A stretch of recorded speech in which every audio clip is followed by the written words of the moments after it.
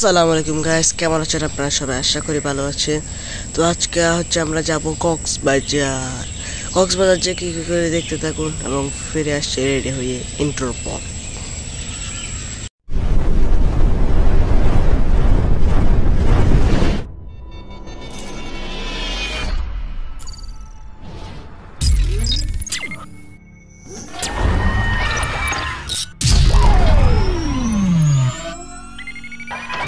मुझे माफ मत कर, जी रहा हूं जिंदगी की ताब बंद कर, मेरा भाई मुझे खिलाफ में साफ बंद कर, मेरा खास मेंबर ने। তো আমি রেডি হয়ে বের হয়ে পড়েছি। এটাই হচ্ছে আমার ফাইনাল লুক। তো আমি গাড়িতে উঠে পড়েছি। গাড়িতে উঠে সামনের সিটে বসে একটু বাপ নিচ্ছিলাম।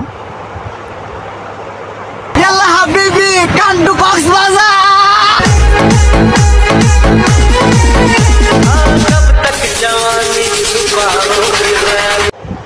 তো আমরা দীর্ঘ 4 ঘন্টা জার্নির পর চলে এসেছি কক্সবাজার। আমরা কক্সবাজারে এসে হোটেল দ্য কক্স টুডে এই হোটেলটায় উঠেছিলাম। এখানে অনেক সুন্দর গাছগাছালি দিয়ে সাজানো ছিল, পরিবেশটা অনেক সুন্দর ছিল। এই যে হোটেলটা অনেক সুন্দর, গাছগাছালি দিয়ে সাজানো ছিল পুরো। তো আমরা হোটেলে চলে এসেছি। হোটেলে এসে কাপড় চোপড় করে, গরম লাগছিল, খুলে নিলাম কাপড় চোপড়। আবার এখানে দিয়েছিল একটা আলমারিতে আমি শার্টটা রেখেছিলাম আর জুতোগুলো। এখানে কিছু জুতো দিয়েছিল ওদের। তারপর একটা চেয়ার, যেন চেয়ার একটা দিয়েছিল। তারপরে এবার চলছিল টিভিতে। তারপরে ব্যাট দিয়েছিল, ব্যাট 2টা দিয়েছে, আরেকটা এই পাশে আছে। আরেকটা জানালা দিয়েছে, জানালা দিয়ে সমুদ্রের অনেক সুন্দর ভিউ পাওয়া যায়। মজা করছিলাম। এটা আরেকটা ব্যাট, এটা একটা লাইটও দিয়েছিল।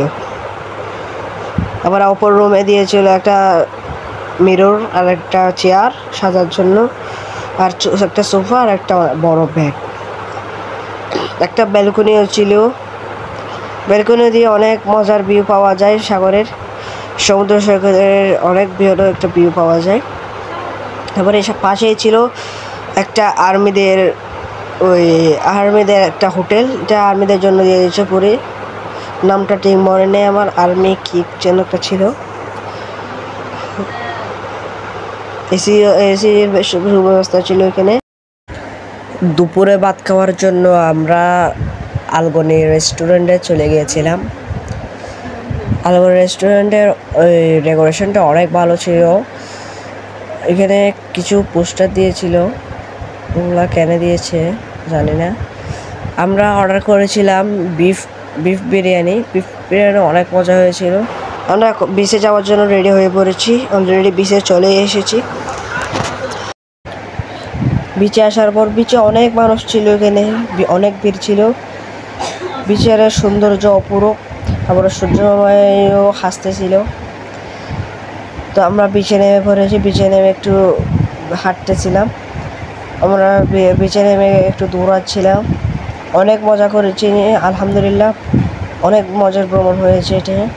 বিচে আমরা অনেক মজা করেছি। বিচের বড় বড় ঢেউর সাথে খেলা করছিলাম। ওরা তুলতে পারেনি, কারণ সবাই পানিতে নেমেছিল তার জন্য। আর আমরা মার্কেটে চলে এসেছি। মার্কেটের নাম হচ্ছে ছাতা মার্কেট। এখানে এসে আমরা কিছু আচার আর বাদাম কিনে নিয়েছিলাম। অলরেডি কিনে ফেলেছি। এই যে আমাদের বাজার। আমরা রাতের খাবার খেয়ে নিয়েছি। রাতের খাবারে ছিল মুরগির গোশত, ডাল আর মাছ ছিল। আমরা সকাল সকাল ঘুম থেকে উঠে পড়েছি। আমাদের রাতে ঘুমাতে অনেক দেরি হয়েছিল, প্রায় 1:30 বাজছে, কারণ আমাদের এখানে রুমে এসি সমস্যা হয়েছিল, তার জন্য আমাদের অন্য ফ্ল্যাটে পাঠিয়ে দেয়। তো সেখানে ঘুমাতে প্রায় 1:30 বেজে গেছে। ঘুম থেকে উঠে ফ্রেশ হয়ে নিয়েছি। আর এটা হচ্ছে আমাদের নতুন রুম। নতুন রুমে কি টিভি আর এগুলো ছিল, ডাইনিং টেবিল দিয়েছিল, সোফা দিয়েছিল। কি আমরা এখন যাব ব্রেকফাস্ট করতে, বুফে খাবো।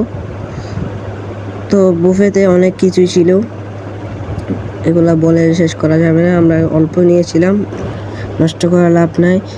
আমরা সুইমিং পুলে যাওয়ার জন্য রেডি হয়ে পড়েছি। সুইমিং পুলে এসে গেছি। সুইমিং পুলে এসে আমরা অনেক মজা করেছি, সাঁতার কাটছিলাম আর টিপগুলো নিয়ে দুষ্টুমি করছিলাম আর কি। এবং গানে চালানো নাচছিলাম।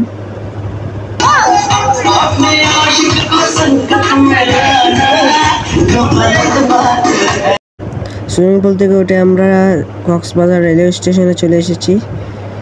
কক্সবাজার রেলওয়ে স্টেশনটা অনেক সুন্দর ছিল, ছবি তুলেছি। তারপরে এখানে আমরা একটা ট্রেন দেখতে পাই ভিতরে গিয়ে।